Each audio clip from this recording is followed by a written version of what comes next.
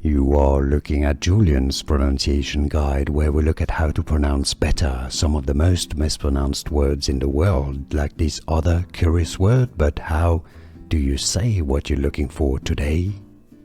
Let's learn once and for all how to pronounce the name of this brand of guitars. You may be surprised, or maybe you knew, that it is a Japanese brand.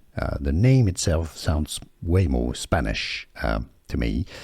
And it's a very common name, which is pronounced Ibanez in Spanish. However, being a Japanese brand, it's not going to be pronounced Ibanez, the Spanish or Mexican, South American way.